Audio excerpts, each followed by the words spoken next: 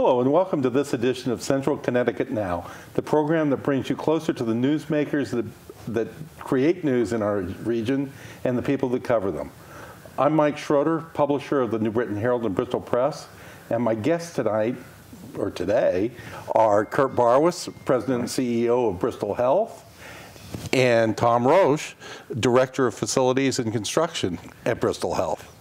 We're today starting out talking about parking and the whys of all the parking. Because if you're anywhere near the main hospital facility, you're seeing changes.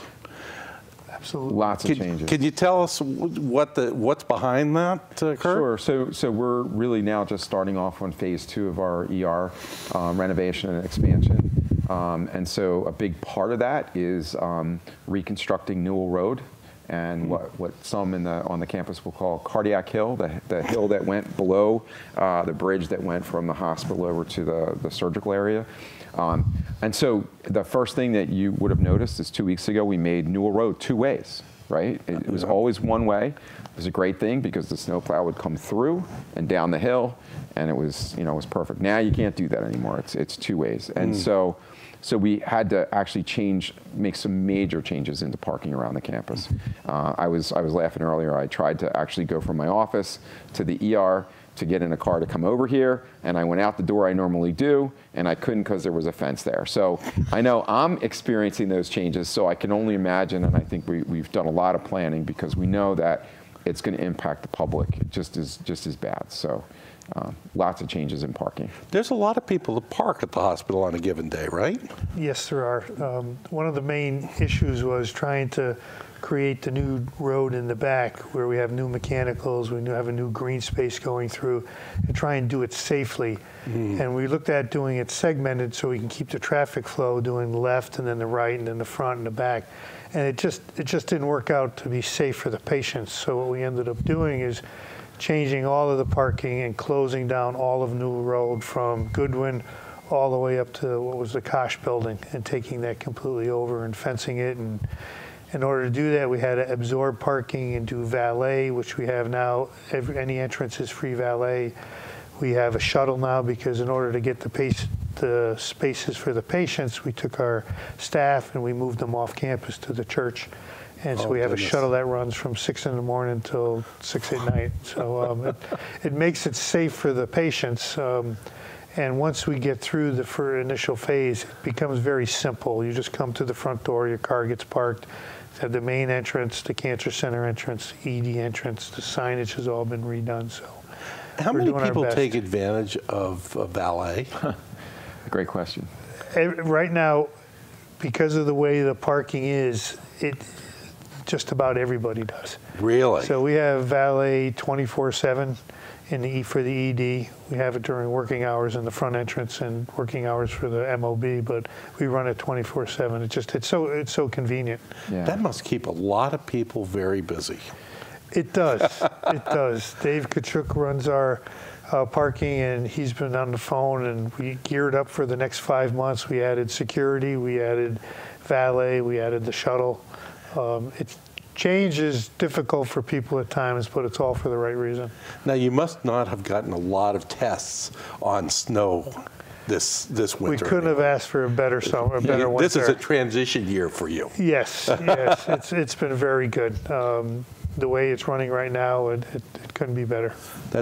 And tell us why you really have to do this. I mean, what's going on at the hospital that is causing you to have to redo all of this stuff? So it's the ED really was time to replace and expand the emergency care center. The way we take care of patients is different. We needed a lot more efficiency. It's interesting. We try to triage those patients and get them back within 20 minutes.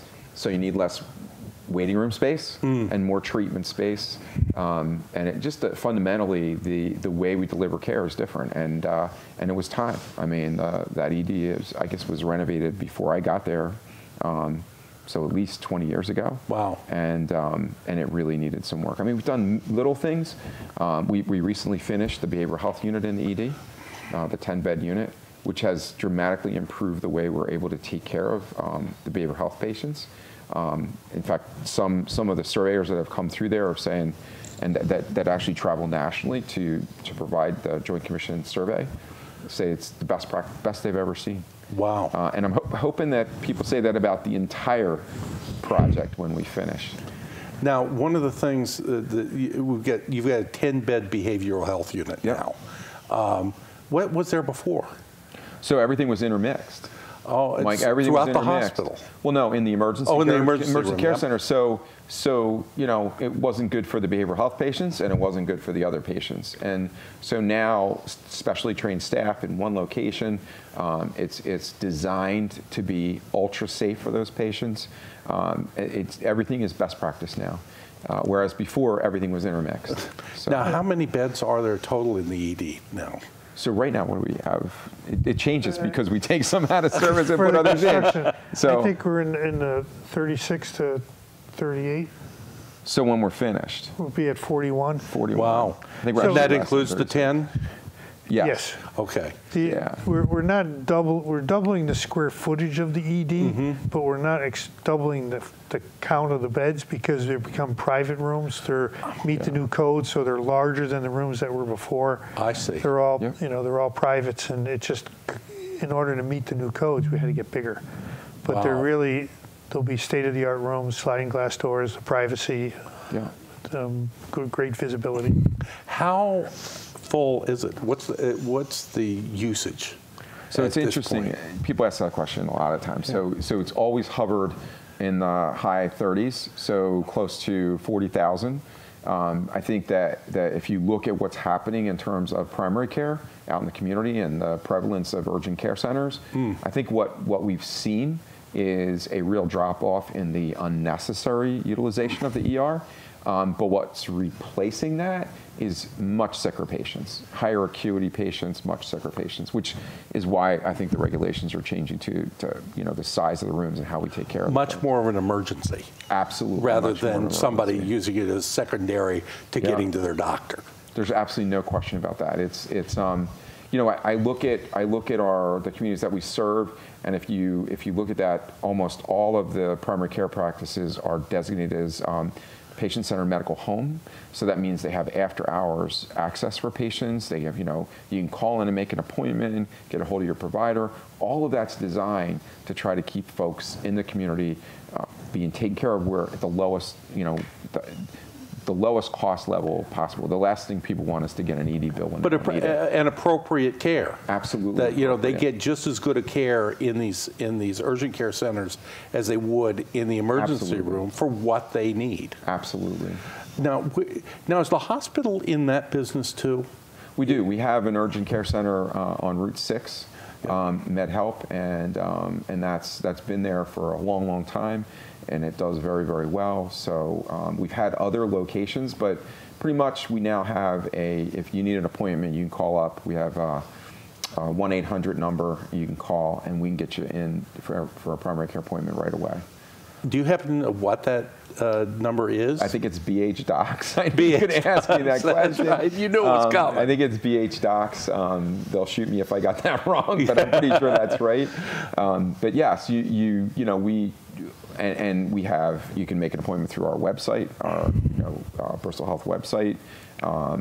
Any of those things. We have a call center. You can call in and so they will kind of steer you through to the right place to go for your need. Yeah, and geographically we're spread out into all the communities that we serve. We have a primary care presence everywhere in our service areas. So we feel really good about that. I mean, and that has contributed, like I said, to changes in how we design the emergency care center, exactly what we're going to put into this thing.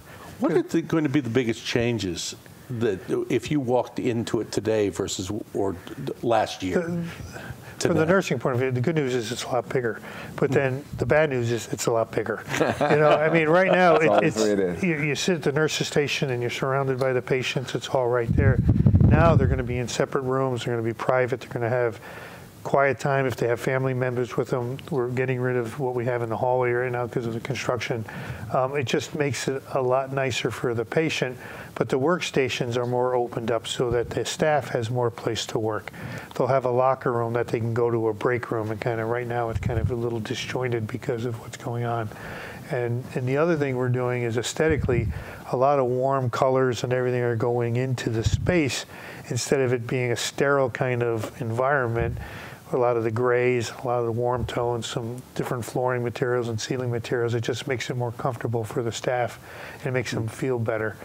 We talked about the behavioral health unit being safe for the patients, but it's also built so it's safe for the staff. Yeah. You know, the way we designed it, that there's a lot of open glass areas that they can see and interact, but yet there's the ability to be in a safe space. And the behavioral health set the tone for the aesthetic we're looking for, with the way we did the laminate floors and carpet in certain areas, special carpet, and TVs in the rooms, and just these beautiful head walls with nice vivid colors in there to just give it a nice environment compared to a lot of behavioral units.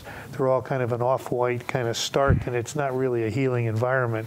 So we're going that way, and we set the tone with the first piece, and it seems to be everybody really enjoys it and likes it, both staff and patients. So we're going to replicate that throughout the ED. So it's going to have a nice feel. So how do you get the combination of things that fit you or fit the design that makes it feel that way? How do you come up with these plans? You hire a good architect.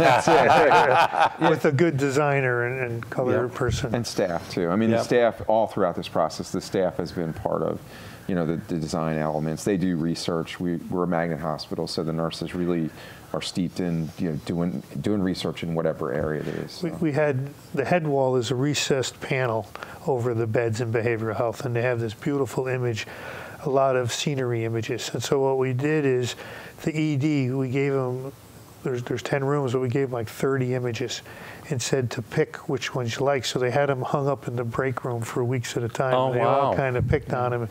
And they all had different opinions of what, if there's, you know, a lot of water versus a lot of rocks and trees and sunflowers, and they all had different, and we put it all together and we tallied it up and picked the ones they liked. There's 10 different images. 10 different images. 10 different images. Almost so, every, of those. Yes, and we, you know, there's sunflowers, there's a lot of purple colors and palm trees, some water scenes, a variety, you know, and they use that in case of the patient, if they have an issue with water, they'll make sure they're not in a room that has a water scene, and they do check into that. If there's any dietary allergies or something, let us know up front. Oh my gosh. If there's any pictures that it bother you. But you know, I think that the other thing is, because going back to your other question about what's going to feel different, if I would go down, because I usually leave through the ED at night, because that's usually like the, you know, tells you what's going to go on for the next, 12 to 14 hours. But when I would go to the ED, if you had 3 ambulances in the bay, right? So those patients come in, and then there's a central station, which is everybody's at the central station, and the doctors are at the central station. You have all the, the stretchers and all the staff from ED lined up in that hallway. In the new ER, that's not going to happen. They actually have their own space, and a lot of times they're finishing out reports and things like that, and they're doing it on the same counter, and so staff have to go around them, patients go around them, so that's going to be a huge plus. Relieving the congestion, Absolutely. Making it feel a lot more like home. And we're adding a lot more glass to get natural light into the spaces, and in the patient, because it's between 2 buildings on the front and the back. The waiting room has a high glass front to it. The backside has glass in all the patient rooms that are exposed to the outside. Just natural light. So there will be a lot of natural light in the ED. Yes. That's pretty rare as far as my experience with the emergency rooms. Yes. And we're in a unique situation because we're between 2 buildings, but the front is exposed to the new entry and everything. So we have that. And what's nice is the back of it is exposed too. Normally your front's exposed, but the rest of it is within the building, and you don't have that. And then we have this intersection between the 2 big pods, which will have a skylight in it and add natural light that way too. Yeah. And there must be technology involved in this, in both installation and what they're going to be using within the department. Yes, it's that's part of the budget, the new keeping up. It's hard to design a project because I've been there 2 years and this has been on the table now from before I got there. And trying to predict what the technology is going to be even a year ahead from now. So we're building the infrastructure for it. And all well, I the know wiring Bristol and Hospital everything. was on the forefront of implementing new hospital technology. And, Absolutely. And now they've got, part of this anyway, can be fit in with what you've got now. Communication's a big issue. Obviously, the monitors are going to be state of the art. But when you expand the space and you spread things out, you really have to be concerned about communication. That's a big piece of it. But yes, absolutely. We're always evaluating new technology. It seems like the life cycle of the technology is very short. So there's an insatiable appetite for it. As they say, that's your problem. That is my problem. Figure out how to pay for it. Yes. So I think the most important thing for people then, and we were talking about parking and access. So the thing that I think people really need to understand is, and we were driving over here and I saw somebody turning to try to go into the ED the way they used to. You don't go in that way anymore.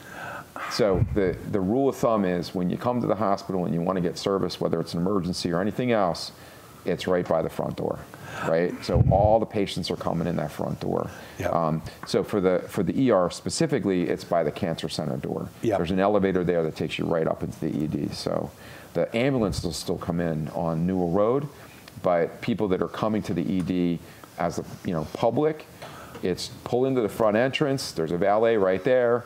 You walk into the entrance where the cancer center is, not into the cancer center, but there's like a lobby there, and there's somebody to greet you there and take you right up to the ED.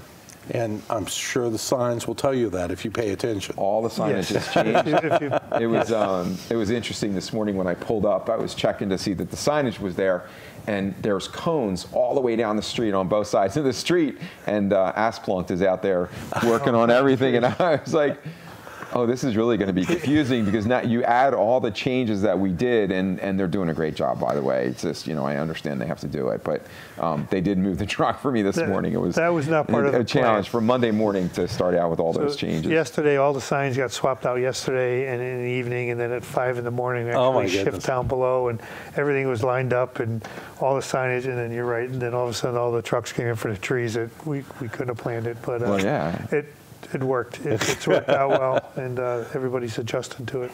And it was. Now the behavioral health beds are open now, right? Yes. Yes, they've been open. When do you expect the rest of the project to be completed? And because I want to plan on having my emergency after it's open. December 2021. It's going to take. That's the completion. So the intent is, right now for the next 5 to 6 months, we're doing the main road work and we're starting the foundation of the addition. Okay. So we're used to come down the Cardiac Hill is the foundation for the new building. So the intent is we build the new addition. Yep. And then in the summer of 2021, we're going to move into the new addition, and then we finish renovating the existing ED. So it's a and because part of this is you've got to keep running like a hospital, full time, all the time. Yep. While this is going on. Yes. Like changing the wheels on a moving freight train. So what Tom isn't telling you, though, is that there's a significance to the date. So December 2021 is our 100-year anniversary. So we want those two things to coincide. So there's a little pressure on Tom. They will. This will be the first time that they'll say, slow down, Tom. Slow down. I'm hoping to have it done, and if we have to delay cutting the ribbon, we'll delay it. But no. But we're going to... hold it. I got it. Oh, no. In these construction projects, that time is money. So, having a reason to do it is... It fits in. It's going to flow nicely. Now, circling back to what we were talking about before, the parking that's been set up now permanent? Is that the permanent flow? This is for the next 5 to 6 months. Oh, okay. So then we open up the new road back to the ED, so the patients will no longer come in the front. They'll go back up to the way they came in before. Okay. So a lot of it will switch back. Yes. When it can. So the intent is, late summer we'll move them back up, and then they'll always be up there. They may move around up on top somewhere when we're renovating or doing the ambulances and things, but it'll always go back to the area up on top, and we'll come back. That's the plan as the moment. Well, actually right now, when you come in, are you going to see anything different besides construction going on? I mean, as far as the public If you come coming into the front of, no, from the ED you won't. Okay. Because the inside stays the same. Yep. The way you come into the waiting room is the same. If you look out the window of the waiting room, you'll see a lot of construction. It's all in the background. Yes, but inside the facility right now, the behavioral health has been completed, and it's kind of the way it is for now. What was the overall goal of this renovation? Was it just a necessity, or is there a part of the strategy to make some change in this effort? I mean, is it a part of the hospital's overall plan? I think that when you think about the age of the facility and where it's our front door. I mean, the patients come through there. You have this responsibility, and it is one of the things that I think, and I have this discussion at the state's healthcare cabinet all the time when we talk about the fiscal stability of the hospitals, the healthcare organizations in the state. So much emphasis is placed on bottom line, and not enough emphasis is placed on the age of the plant. How old is the plant? We have this discussion for transportation and bridges and things like that, and we've seen some horrible things happen when bridges don't get kept up, right? In other countries, there's great examples of that. So yeah, there is absolutely a need to replenish, restore, replace, improve. It's just like replacing the windows in your house. I mean, you get more efficient windows, you're going to have a lower heating bill.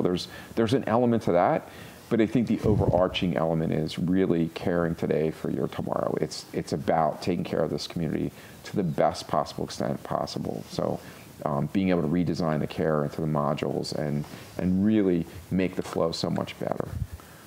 I couldn't agree more. I've been around healthcare a while, and this project is purely for the community. It doesn't make us any more money or increase the bottom line, but it is for the community. It actually decreases the bottom line. It's an expensive building. We're going to grow into this one, but that's okay. But it is the right thing to do for the community, and that's to me that's really says a lot about Bristol Hospital. And this is obviously not the only thing that you've been up to over the last few years. Since you've been on board, the opening of the downtown center. I'd like to take credit for that, but I wasn't part of that. It happened when I was there. We protected him from that one. But we've done. But the hospital did. I mean, in general, the hospital's been on a roll. We've really tried, and so we've done a lot of infrastructure. We replaced all our air handlers, which was huge on Level E. I mean, I wasn't even sure how they were going to do it. How many of your patients come in and say, "Hey, Kurt, how's your air handlers? How's your air handling ability?" Let me tell you, they don't. But you know it, and you know it. But as Kurt was saying, the infrastructure, like you hear about the roads, whenever money is tight, people tend to put it towards what the patient sees, and the infrastructure they forget about. Yeah. So in the last few years, the air handlers, all the lighting went to LEDs. We changed all the toilets to low-flow toilets and our steam traps. We're in the process, replaced our de-aerator tank for mechanical. We're rebuilding our chillers. We have all exciting stuff, right? But you know what? People don't see it, but there's an expense to it. They don't see it, but they're happy that it's there. Yeah. And I've been very happy that you've been here today because we've had a really good conversation, and we're looking forward to seeing the opening of the new ED. In December of 2021. In 2021, and in the meantime, we're going to be able to park. Yes. That's the important thing. Thank you. Thank you, Kurt. Thank you, Tom. Thank you. Mike, thank you. And thank you for joining us on this edition of Central Connecticut Now. We hope you'll join us for our next edition, coming soon, both online and on your TV.